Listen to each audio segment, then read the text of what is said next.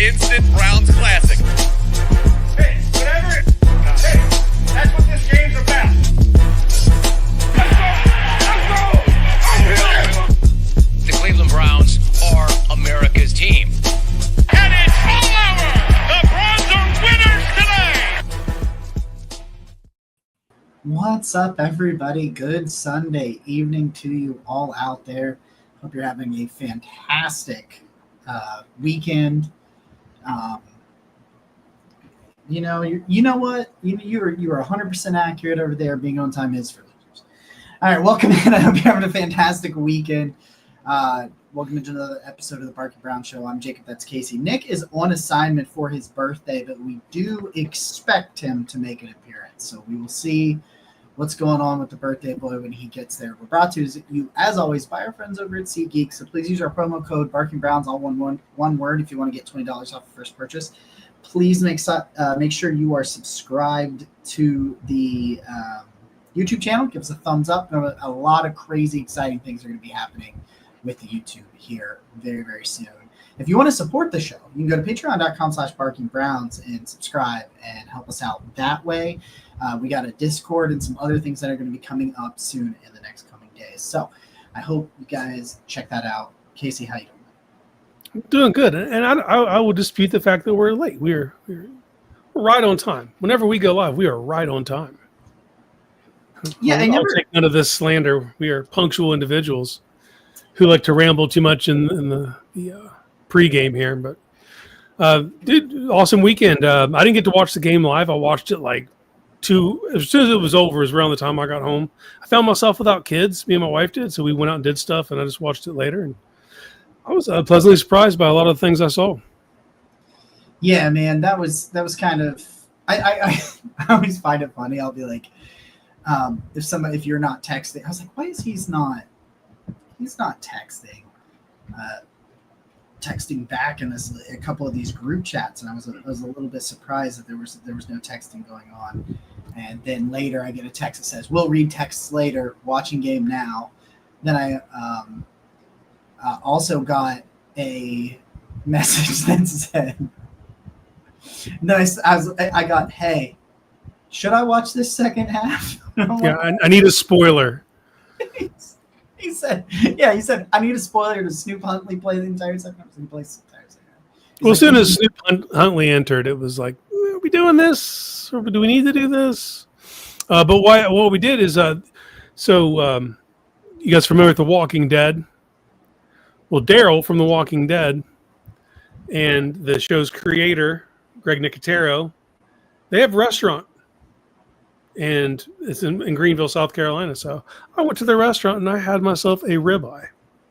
So, nice. Winning. That is winning. That's very nice. Very nice. All right, so we're going to dive in here. And I saw Nick jump on and then he jumped off immediately. So he was there for a brief moment, but he's around somewhere. He probably had to poop if I had to guess. I mean, it's 8 p.m. on his birthday and he's in Kansas City. So Yep. There's very real possibility. Yeah, that brisket and those burnt ends, man. Good luck. Yeah, that's very, very good. So we're gonna start, man. We'll start with Dylan Gabriel. And as soon as Nick gets in here, I'm sure he'll want to have conversations about Dylan Gabriel as well. And it started off awesome. Mm-hmm. Like, this is what I want to say about Dylan Gabriel overall. I'll start it like this. I will say he was exactly who I thought he was. And I've been a big proponent of who I think Dylan Gabriel is. A quality spot starter is who I think he can be. And I think that's what he looked like. He had some really nice throws. There were a couple of throws here and there where you're like, oh, okay. Like that third down to Jamari Thrash where he stepped up all that pressure in his face and he just kind of layered it up there. I wasn't going to put that comment on the thing. I saw You're the one who did. I think he called it the way it is, though. Mine skipped gray and went straight to white. So respect. Yeah. But still, yeah. Well, let's not talk about that right now, Bill. We're not there yet, Billiam. I keep texting him Billiam, and he won't acknowledge that I'm calling him Billiam, so it doesn't bother him apparently. But no, so he was exactly who I thought he was.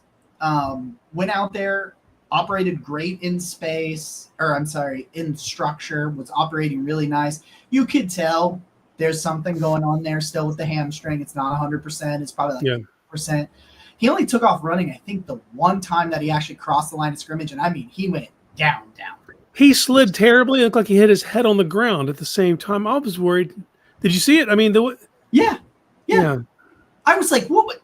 It was almost like he tripped. I wasn't really sure what was going on. The turf monster. Yeah. I was like, what's he doing? So I think there was something there, but like started out 4 for 4 for like 4 first downs on third down, which that's the money down, man. And so he had some of his best throws were on third down. He gets he's rolling. I start sending people a bunch of smirking. This is all on me. The pick six is all on me. I want to be clear. Yeah. So I started sending people this like little smirking emoji, and I just kept saying me whenever I see people praise Dylan Gabriel. After everybody just told me that he was a UDFA, which by the way was never happening. He was going in the 4th round. I have it on good authority. Multiple people were taking him in the 4th round if he doesn't go in the 3rd round. But whatever. Do I still think that's early? Yeah, I did. Even as a Gabriel lover, I thought that was early. But I'm like I'm feeling good. I'm like, yeah, he's looking good. And then that pick six, I don't want to put it 100% on him because Whitebeard. What was he doing? Well, the play design, obviously, they're not supposed to be that close together, but you see Deontay get bumped earlier in his route, and he kind of got off track right there and gave up on the play. But when Whitebeard, you never know what's going on behind you. And if you have the opportunity to catch the ball, you do so. Like I don't care what's going on behind you. You're in front of him, and you had every right to that ball. And if you put your hands out, that's not a pick six. Even if you don't catch it, it's not a pick six. Right. And then it happens to go to a guy I was super high on. It hurt my feelings. Right. And so I wanted to point that out, but at the same time, I'm like, when you see that play playing out like that, where the spacing's wrong, there's a lot of defenders there. Don't throw it. Just don't throw it. Whitebeard did pull his hands back, like you said. That was weird as hell. I don't know. But dirt it, or maybe if he's healthy. Whitebeard had a prop bet. Don't you bring that shit from the other Cleveland franchise over here. No, you're right. You're right, Brian. The one and only true Whitebeard. It's neither me nor Jeff. But yeah, you dirt it or you run or you throw it away, whatever. You don't throw it in there. That's what John Mateer secret. We'll talk about John Mateer is a lot of.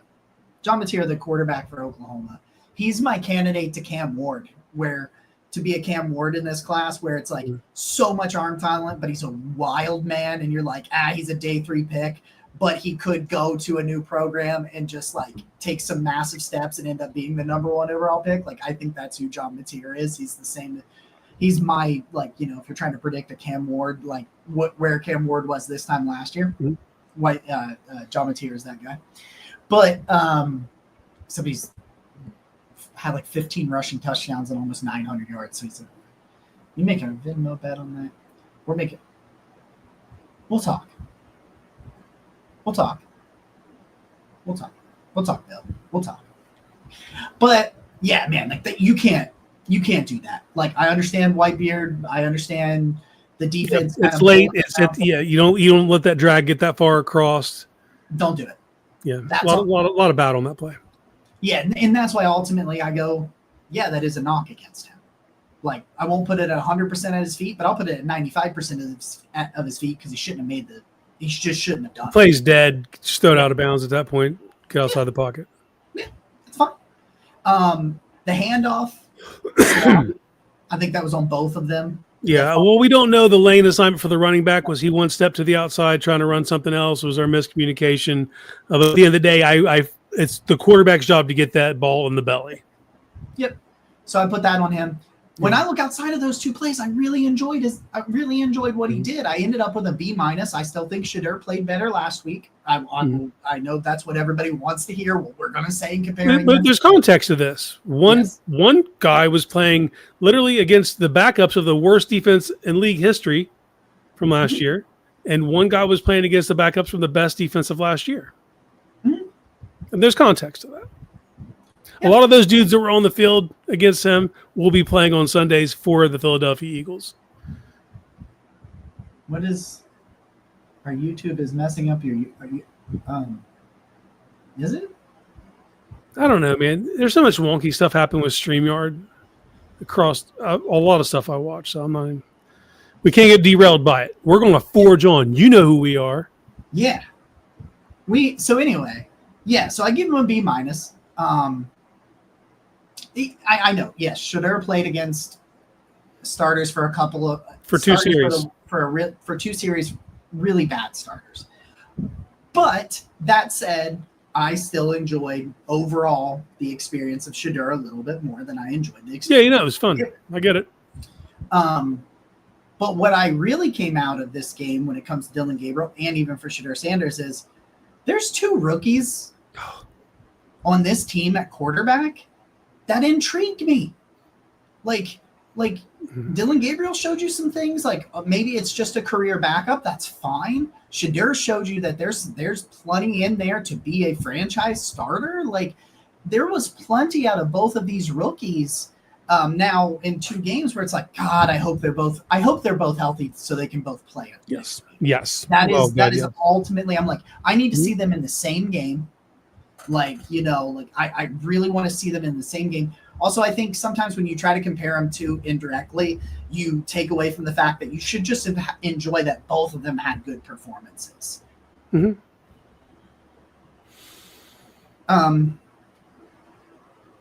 Yeah. I mean, that context, that is important. But just the context and what we saw in the glorified scrimmage. Yes. I think people need to understand we only see snapshots. I know what you see and you think that's the definitive what you see in these glorified scrimmages, but there's the whole other body of work that the coaches are privy to that we are not, that we don't see. So we don't know that edge you saw just in those 2 instances doesn't equal that in the coach's mind. Right. You know what I mean? Yeah, and ultimately for me, I still stand by like one's a B+ and one's a B-, so they're pretty damn close. Yeah, read that one. Amber, yeah, I'm not disagreeing with that at all. Yes. Shoot that dude to the moon. Because I think the big takeaway is what you just said, we've seen 2 rookie quarterbacks, and Bill pointed it out, who have already grasped the offense to a higher degree than Deshaun Watson did. Sorry I brought up his name, but I did. I said it. I'm so glad that you did because I want to talk about that. But in 2 full years. But the big takeaway is these are 2 rookie quarterbacks that are 100% worth developing. Mm-hmm. And now it's just like as guys, be patient. Try to have. I know it's a crazy thing to say, but we should just let this play out. Both these dudes have showed promise, and just let them keep building, man, because it's going to keep getting better, and they're going to keep, because I could find faults with both of them. One you didn't talk about for Dylan is like, I need your pocket awareness to be up a little bit, man. There was there was some bad. You know what I mean? That'll get you out of a game real quick, huh? I thought he was good at that in college, but yeah, well, it's a different game, man. Different game. There's some, free rushers coming off the left and stuff. So, but he throws both these guys throw super catchable footballs. Like it's fun to watch. They let the receivers make plays. They're putting one thing I would point out with Dylan is very good anticipatory stuff. Mm-hmm. You know what I mean? The ball he was leading receivers so they could do some shit with it after they caught it. Play just wasn't dead at the catch point. I just a lot to take away, man. A lot to like, but it's also my major takeaway is everybody be patient. Mm-hmm. Don't worry, Joe's your starter. Let these 2 young men develop, and you might have something here, man. There's no guarantees, but just let them keep developing, and they'll show you when they're ready. And the coaches will know it before we do. Mm-hmm. Yeah, for sure. Thank you.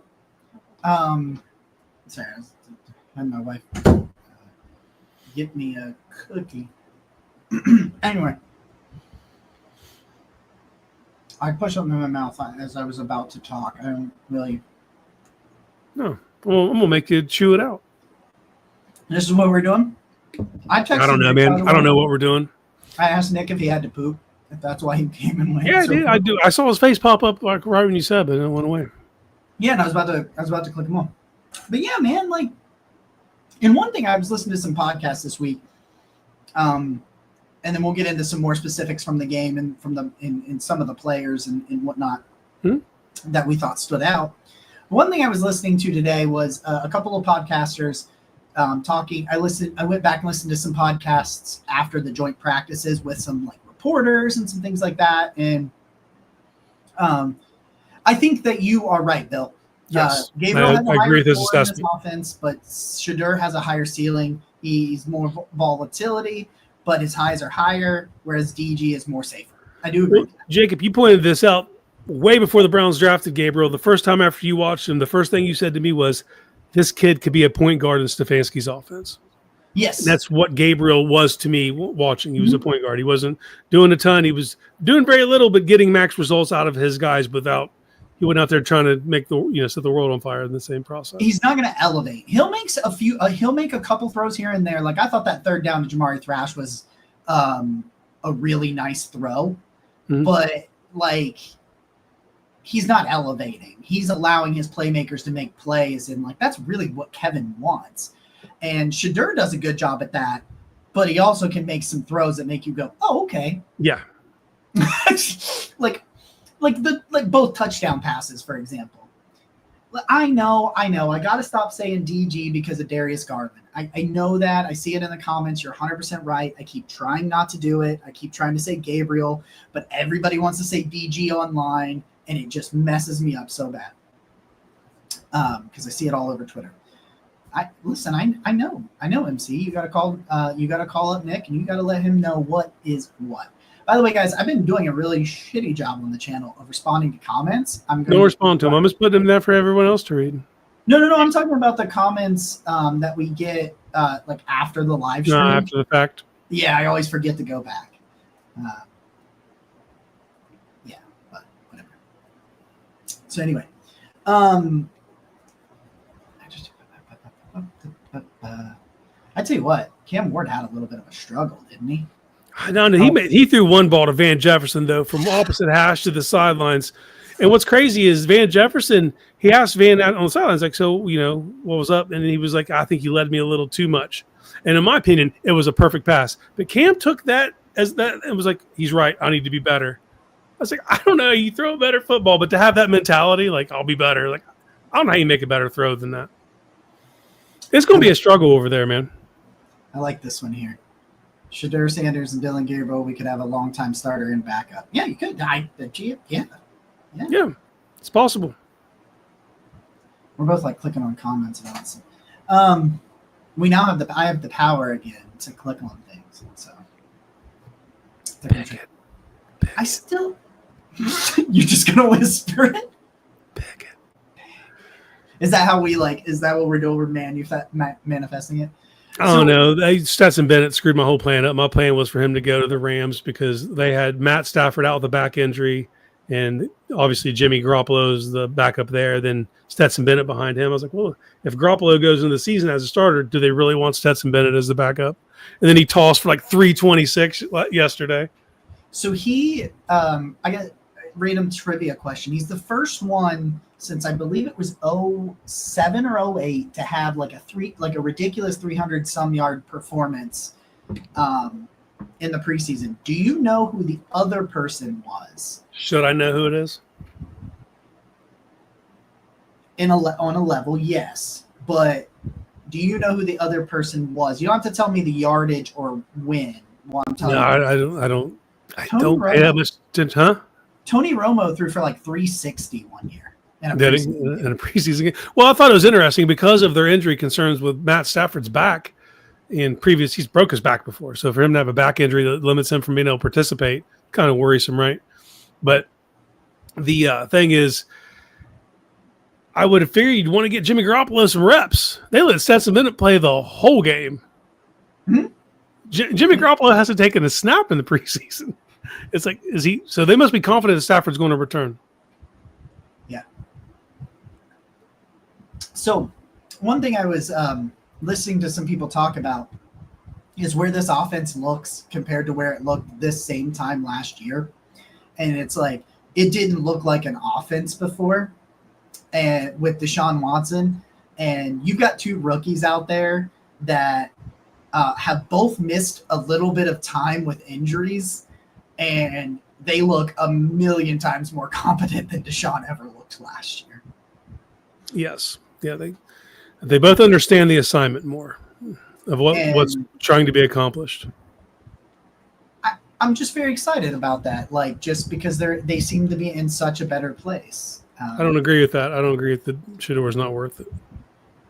He showed me he's 100% worth developing. He showed me it's worth it, because where have the issues really been other than the media manufacturing? Yeah. I'll give you that, but like he understood what he understands the gravity that he brings. Like, hence him telling his dad not to show up. He understands what that is. Like, that's huge awareness for me. Yeah. I'd rather have Snoop than Smoke. I'm not. Yeah, but because I think you could also put Snoop on the practice squad. Yeah. I think Snoop's your practice squad. I think you keep the two rookies in Joe, and you put Snoop there. And then if for whatever reason a rookie's not ready, I think as long as Joe gets through the first like 4 or 5 games, I think one of those rookies would be ready if he were to go down or he were to struggle. I do think within the first couple months of the season, based on what I've seen and the improvement that both rookies, especially Shedeur Sanders, has shown me since what's the word I'm looking for? Rookie camp. I do think that both of them, as long as they stay healthy, are going to be ready to at least step in if they have to step in a month or so into the season. That's kind of where I'm at with that. Random trivia question for you. I want to ask you this trivia question. We'll start talking about some non-quarterbacks from this game. Okay. Who is the only quarterback to ever lose to 31 of the 32 NFL teams? To lose to that many? He has lost to 31 of the 32 NFL teams at least once. So it's got to be someone who played forever. Are they still in the league? Recently. How recent? Pretty recent. If I tell you how recent, no. Like, I mean, has he played since COVID? He played last year. Oh. Well, it's not McCown. It's not Fitzpatrick. Those are good guesses, though. Yeah, because they played with so many different teams. Shut up, Bill. He's lost to 31. I've seen him lose to the Browns. I was there. October 26, 2014. It is Derek Carr. The answer is Derek Carr. No, I wouldn't have guessed that. Well, that's why I was saying I didn't want to tell you he played last year. You don't have to tell me the year that he retired. Just like when you say recently is pretty vague. Like, is the last 5? Is he retired in the last 5 years? Yeah. Let me scroll up because I think we got some Twitter comments that are coming in at the wrong time. Okay.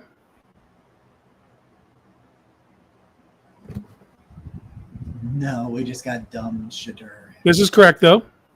If the Browns are 6-2 and Flacco's rolling, you're not going to fuck with that. Everybody keeps trying to put a cap on. Like, I want him to play 6 games. I want him to play until he's no longer the most effective quarterback on your roster. When he's no longer the most effective quarterback that gives you the best chance to win. But until that happens, whoever gives them the best chance to win should be the starter. Yes. Period. Yes. Boom.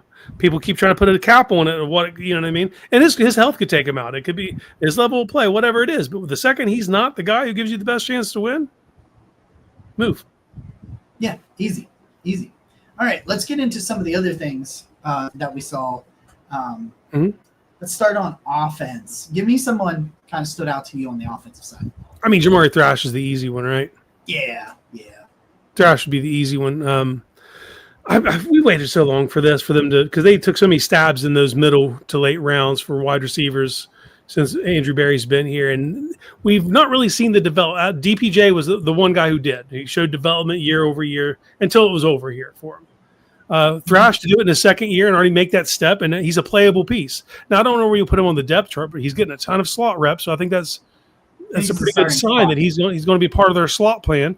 But he said, whether you have him at third or fourth receiver on this depth chart, he's a playable piece, and that's awesome because we're not going to be going 4 wide. So to have that many playable pieces in case someone gets hurt, and I think he can work on the outside. But I like the way he attacks the ball. He's a good hands catcher, and he showed a little bit of juice after the catch. Man, I'm excited for what Thrash can be. Jake's agreeing with you. He likes that. He likes that call. It's what he thought. David Bell. I think he's a little bit more twitchy. He's more athletic than David Bell, but the hands part and not being afraid over the middle of the field, man. Well, I thought, in like he said, solid separation out of the slot. That's what I thought David Bell would be. Like, he wasn't a super natural separator, but he was good enough to where he got open and caught the football, and I really thought that's who he was going to be. I thought he would be a guy who would feast against zone. That's how I view David Bell. Maybe, talk about Imani Marshall in a minute. We will, I promise. I will get to that. Like and subscribe. Hit that subscribe button, give us a like. There's potential that starting this week or next week, you're going to see a lot more videos out of this account. Not necessarily live, but we're going to try to give you some. I have thoughts, and I don't go to work until 4 p.m. So I have thoughts where I could just jump on here at noon and just drop a 15, 20-minute video on you guys' heads. So if you guys would like us to make this channel, and me and Casey and Nick and stuff to make more content, let me know. And we're also probably going to start up a Discord so we can have all these conversations all the time in the comments. We don't quit thinking just because we're not podcasting. Huh? We don't quit thinking just because we're not podcasting. That's the thing. Well, that's the thing. That's like, for me, I'm like, I can jump in here in 15 minutes and just be like, hey, this is what I think. That's where I was going next. Gage Larvadan, who I tried to get for the on. record, we should say that again. Gage Larvadan. Forget the eyes there. Just don't pay attention to the eye. Forget the eye. Because I get it. It's there and it throws me off too. It kills me. I can't stop. Bill, we are going to talk about Luke Whippler. I thought Zach Zinner was better. There was some recognition on blitzes that were killing me though. Oh, that one, that Dylan Gabriel got killed because of him. I gave him like a C. I gave Zach Zinner like a C, but I thought that was better than what I have seen in the past. But yeah, with Gage Larvadan, I made a joke about writing his name, about him making the roster when he took that end around for a touchdown in the first preseason game. Then he got another end around. He got like 16 yards on it or something. I'm like, write his name in pen, baby. just get out that 53-man roster right now, and you just write Larvadan in there. You just put it in there, man. He's small, but he's so twitchy and explosive, and he's got a good top speed, and I think he catches the ball. He had a 26-yard reception. He had 43 yards total, which was tied, I think, for second on the team, him and Jamari Thrash. But Larvadan, he just continues to every time he gets a chance during practices, training camp, preseason, when he's given an opportunity to be like, hey, what do you got? He shows us what he's got. I feel like pretty consistently he goes out there and shows that he's twitchy, he's fast, he's reliable hands. If you go back and watch some of his Miami, Ohio tape, because he didn't have a great year with South Carolina last year. So you'll have to kind of that step up in competition, which is why I think there's a development learning curve there for Larvadan when it comes to the regular season and things like that. But yeah, man, like Deontay Johnson, I thought Deontay Johnson was doing really, really good. And then all of a sudden he just started dropping everything. I'm still not. He's not. I don't think he's getting cut. I don't think he's not costing them anything. We got to talk about Isaiah Bond at the end of this show too,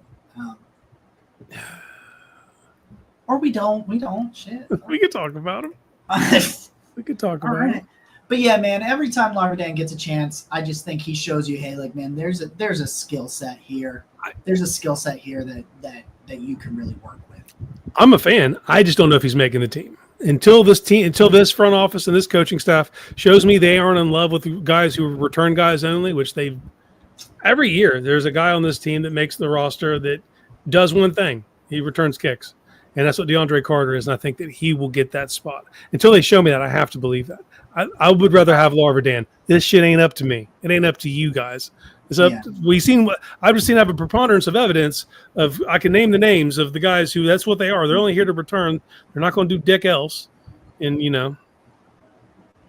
Yeah.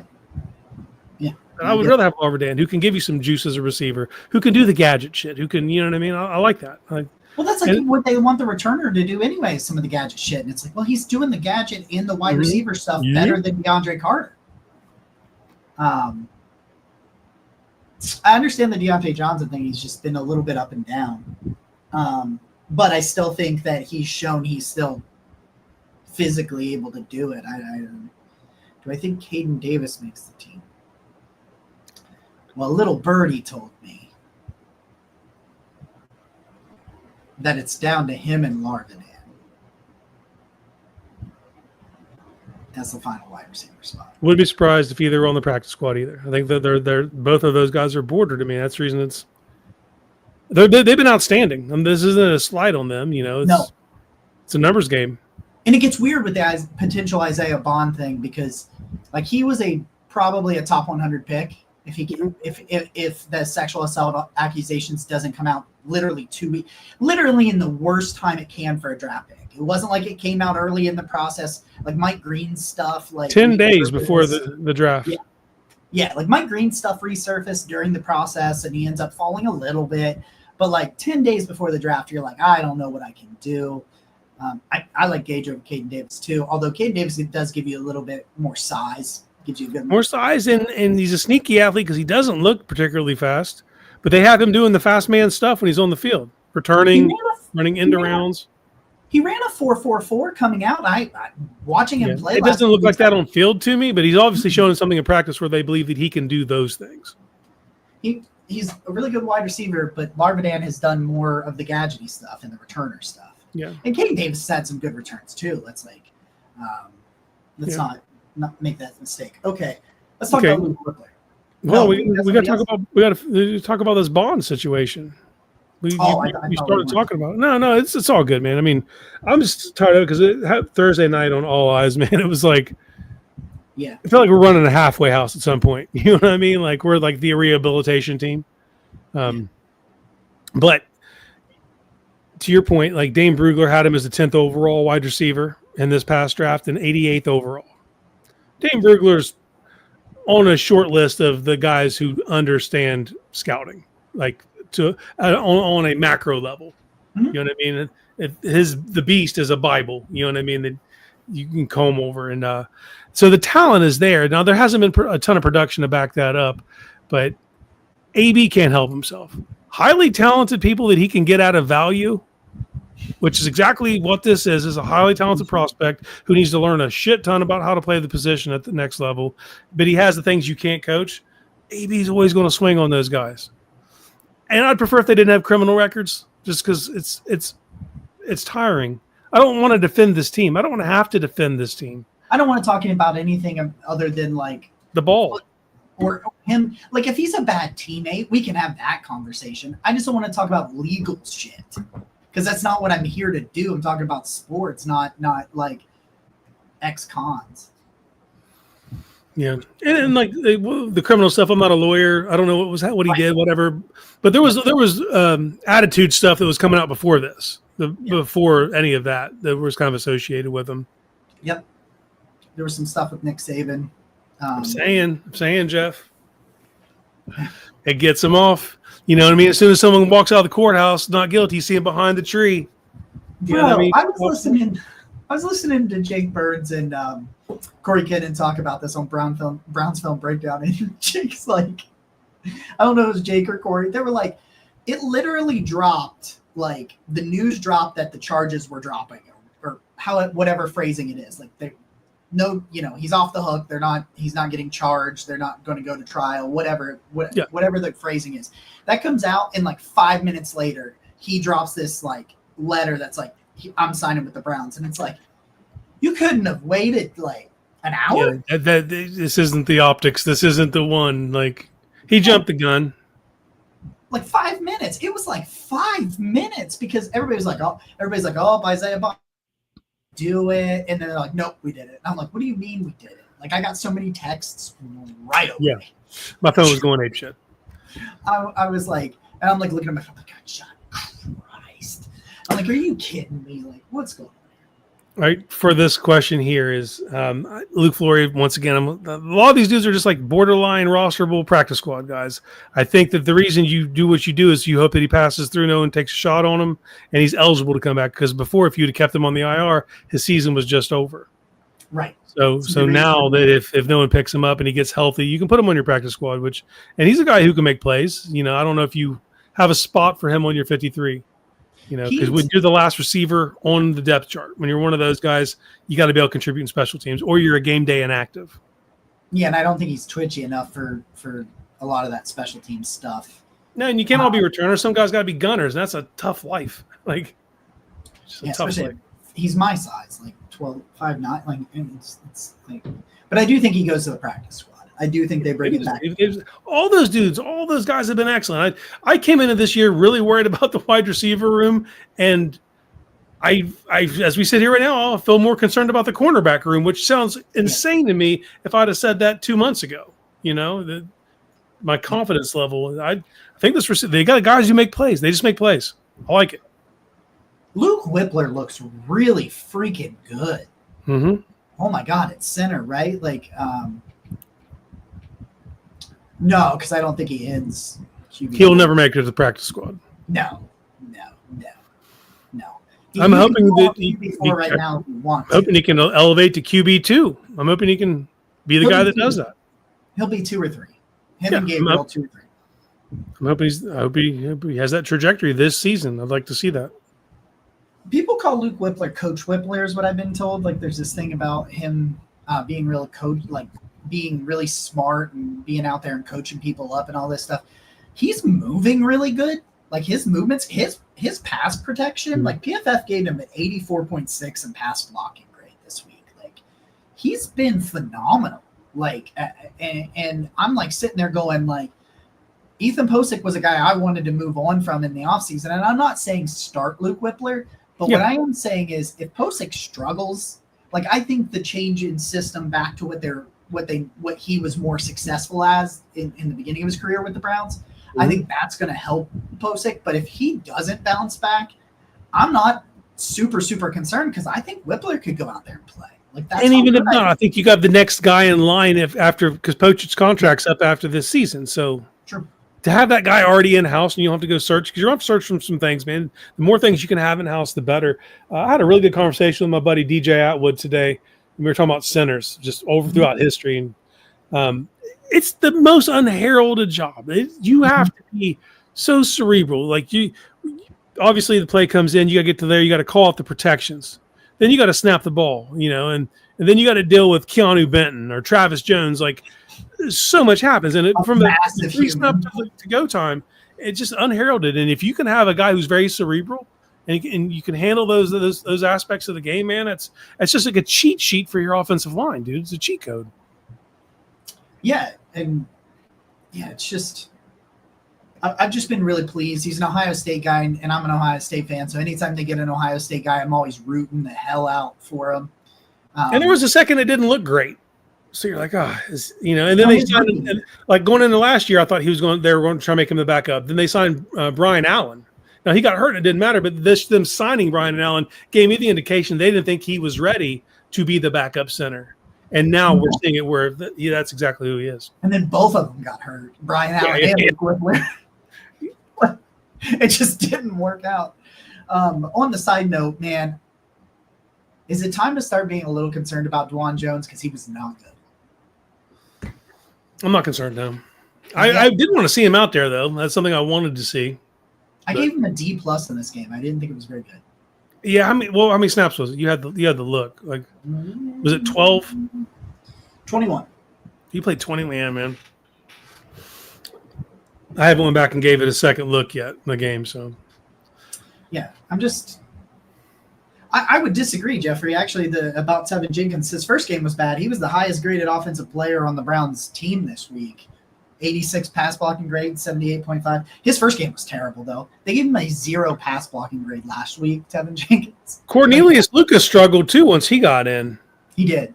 He had a rough start when he got in. I think it was the first play. It was a sack from Azeez Ojulari, I believe it was, like something like that. It was like right out the gate. Yeah. But yeah, Tevin Jenkins has been a little bit up, and he's been uneven in practice. I thought this game was good, but he has been uneven in practice, and last week's game was bad. I still am not super worried about the offensive line and the depth. I still think there's talent there, and I think enough of them have played well because we get out of those. We know the 9, right? Like usually they carry 10. We know the 5 starters: Cornelius Lucas, Tevin Jenkins, Zenter, and Whippler. Right? Those are to me. Those are locks. Those are 9 locks. Yeah. Who's going to be the 10th? Mm-hmm. They always carry 10. That's the biggest question. That's the biggest question. Let's move to the defense because we're at like 40 minutes already on the offense, and we need to. Still haven't heard back from anything from Nick, so I think he was From Sir Poops a lot. from Sir Poops a lot. Yeah, I don't know what happened. Well, look, guys, if Nick does make his appearance, I want you to blast the comment section with happy birthday. Yeah, blast happy it. birthday, poopy butt. There we go. We'll put it in there. So, by all accounts, the offense had progressed really well. The offensive line held their own all week against Philly's defensive line in the joint practices, which is exactly what I needed to see. Because my biggest question was, hey, the Browns' offensive line struggled against our defensive line. Is it because our offensive line sucks or our defensive line is really, really good? Turns out it's because the defense is really, really good. Yes, I will. Yes. Chris Edmonds continues to be everywhere. Everywhere. Donovan McMillan, both those safeties, man. I just graded Donovan McMillan for an article at the OBR. Yes. Donovan McMillan was their 5th highest graded player on defense for PFF. And EMA and Nathaniel Watson, dude, we have a lot of good to talk about on the defensive side of the football, brother. The Browns dominated joint practices defensively, at least especially the second day. Which is the important day, man. I can't stress this enough. When 2 teams meet up, and let's be honest, and I'm not trying to they're more talented than we are overall. They just won the fucking Super Bowl. I'm not making, I'm not talking crazy. But sometimes you can catch somebody at the foot off the merry-go-round that first day and get the better of them. But then that second day is kind of the litmus test. You know what I mean? Like, who's really better now? And then they dominated the second day. Buddy. This defensive line. Do you want to hear this stat line from Isaiah McGuire, who only played 6 snaps? Yes, I do. Okay. So Isaiah McGuire played 6 snaps, 3 pass rush snaps, 3 run defense snaps. And his 3 hold on. Come on, chat. Do it right. Hold on. Here he is. There's Sir Poops a lot. Oh, I might be Sir Poops a lot. It's true. What happened? Did you have to go poop? No, it was too loud in there, and I didn't want to yell next to everybody else. So now we're outside. She's here. Oh, are you here? Yeah, I'm here. Yeah, you're here. Hello. Hi.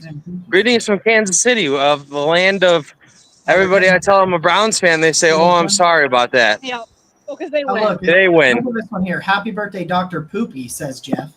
Oh, thank you, Jeff. Hey, man, I do poop a lot. What can you do? Yes, he does. Yeah, Vita confirms. I mean, my guess is there's a ton of brisket and burn ends happening. Am I judging Kansas City correctly? I'll tell you something. We did have wings, but we did have burn ends the other day. Yeah. Oh my God, so they're So delicious. they're good. Yeah. I've never had. We even got a T-shirt from the We Burn did. Ends We place. did get a T-shirt from the burn ends place. It smells like smoke. True story. Nick, real quick. Yeah. Biggest takeaways from this game. Hit us. Ooh, biggest takeaways from the game. Okay. I thought. Obviously that pick 6 sucked, but Dylan Gabriel did some nice things, man. The offense operated pretty well overall. He looked like, because with as negative as the reports have been about Dylan and how he looks in camp, I thought the offense looked pretty good. He passed pretty well. And now, shouldn't have thrown that ball. That was bad. Ball security, man. Probably had Kevin Stefanski pulling his hair out with the amount that he hates turnovers. But there were some encouraging signs there. And I'll give you another one. Jamari Thrash looks like a ball player. A ball player there. Really loved that. And last thing. Defense is playing some badass football, man. badass football. I'll tell you what, Dorian Thompson-Robinson could have thrown 2 pick sixes, honestly. So That was rough. That was rough for for our old friend. yeah. So feeling pretty good about I think those three are probably my main ones. Am I close to where you guys are at? Yeah, you highlighted a lot of the things that we were talking about. Thrash being a developing into an actual playable piece, man. And I think it's going to be a big part of what they do when they're in 3 wide receiver sets. That's awesome for a guy that, everybody wanted to see him on the field last year, but he wasn't getting there. I wonder, to make that step, though, to be a guy who's going to play himself in a contention, that's huge. The offense needs that. Yeah. Nick, I'm assuming we only got you for a few minutes. So do you want to drop something else? Oh, yeah. Anything else for us? Well, okay. I get that it's like a little murky, but man, Quinshon Judkins and Isaiah Bond in the same day. That's, tell you what, trying to infuse some young talent into your football team, and that's certainly a way to do it, man. Oh, we're crossing the street right now. Sorry. I don't know. I listen. I haven't sorted through all my feelings on that just yet, but all I can say is that I think overall, especially with the way the defense has looked in the preseason and the reports that have come out about, Joe Flacco looking ready, I still think this team can exceed expectations. And what do I mean by that? The Vegas over-under is 5.5. I think the team could win. I think they could reasonably win 7 games. And I know that's not crazy. That's still a losing record, but it's certainly better than a lot of people talking about the Browns like they're going to be the worst team in the NFL. So I'd say that would be a step in the right direction. Maybe they can win more. I'm trying not to be too much of a homer. I understand. Nick's audio is awesome considering he's man on the street right now. Yeah. For real, we are. Your audio is amazing. Yeah. We are. I don't know, man. I'm just walking down the street in Kansas City right now. One last thing. Kansas City, very underrated city. Great city. Had a lot of fun here. It sprawls for a long while.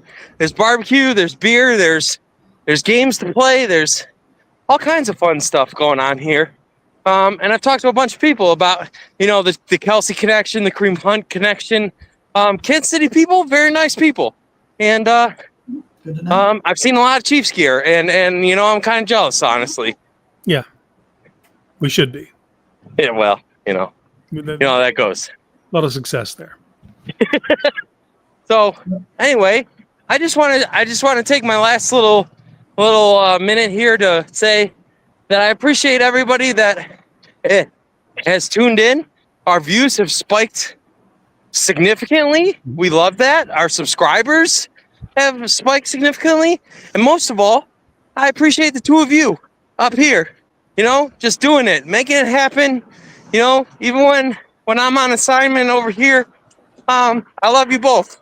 And as I'm 35 today, I'm probably, that's like half life, maybe. I don't know. I just want you to know how much I appreciate you both, and how much I appreciate doing this show with you. There we go. Happy birthday, Nicky boy. Happy birthday, Hell buddy. yeah. We'll talk to you soon. Talk to you soon. See you week 1, Jacob, and see you week 3, Casey. Can't wait. Yeah. Go Browns. Go Browns, baby. No. No. Erroneous MC. No way. I hope so. I hope so. I agree, Jeff. I agree with that. All right, so to Isaiah McGuire, we'll talk a little bit about this defense and we'll wrap some things up. Like I said, stay tuned to this channel this week. I think we're going to potentially be putting a lot of things out about some more content on this channel. So Isaiah McGuire played 6 snaps, 3 pass defense or run defense, and 3 pass rush. in this 3 pass rushes, he had 2 pressures, a hit, and a sack. And That sounds good. which means he had he won 2 of the 3 reps very well. And then his 3 run defense, one of them was a stop tackle. So it was a negative yardage play for the team. So that's where Isaiah McGuire started his day. Aiden Huntington continues to be just an athletic freak, bouncing around. Juwan Briggs was really good against the run defensively. I thought, let's see here, who else? Okora had a good game. Okora had a good game. Number 53. Boogie Watson had a good game. And I can't pronounce his name, so we're calling him EMA. EMA. Linebacker, EMA. You know what I'm talking about. It was everywhere. Let's make this clear. Deshaun's never playing for this team ever again. Do not listen to the media, for the love of God. And there's no way he gets the owner came out and said it was a mistake. You don't get to put that back in the bottle, bro. Twice. He said those words. He said it, and then they paid asked him the money that you're all mad about. That's whose pocket it came out of. He said it was a mistake. That is an acknowledgement that the coaches and people can't say because he's still on the roster. We'll hear about it in the 30 for 30, 10 years from now about this whole experience. But if the owner is saying it, I just wanted to. Briggs can move people. Super powerful. Super powerful. I'll give it to you, man. Give me a name or two. Something that really stuck out. We talked about the safeties. I just think it's worth considering. Obviously, I think they're going to run a ton of 3 safety looks between Delpit, Hickman, Casey, and Jenkins. But they love Edmonds a lot. And when Edmonds is on the field, dude makes plays. And McMillan's shown a ton. Shout out to Jeff for calling that. He makes plays, man. And they're not going to keep 5 safeties. They're not going to keep 6 safeties. Yeah. But if those young guys can keep pressing, you might see a trade, or one of those veterans who doesn't have much guaranteed money could be on the outs if they can keep doing this. Now, just we know what health is, and I think we all feel a little bit uneasy with the slot nickel position. But there's a world in which they kind of live in 3 safety sets, and one of those guys takes that responsibility, which necessitates keeping more of them. But I'm really happy with the linebackers. Obviously the defensive line, dude. This defensive line, my biggest takeaway from the defense is there is going to be a ton of NFL talent on the defensive side of the ball that gets cut because there's not enough room. There's just so many dudes, and you can't put them all on a practice squad. You're going to try, but you can't. And some of these dudes would make other rosters. Maybe you trade a Shelby Harris to free up some room and try to get an asset, whether it be a nickel corner or, who knows? There's a lot of permutations that could take place, and you have some pieces that other people might be interested in because they could make their 53, and they might not even make our practice squad because of the sheer number. They've just done a great job accumulating talent on the defensive side of the ball, playable NFL talent, in my opinion. Yeah, I'm with you. I'm 100% with you on that. I'll tell you who's not going to start in the slot. It can't be Cam Mitchell, man. It hurts to say. I really liked him. I thought last year he showed some things. I thought as a rookie he had some good moments, but he's not. He just gets he let up a touchdown in this game. The joint practices are not going good. He looks slow.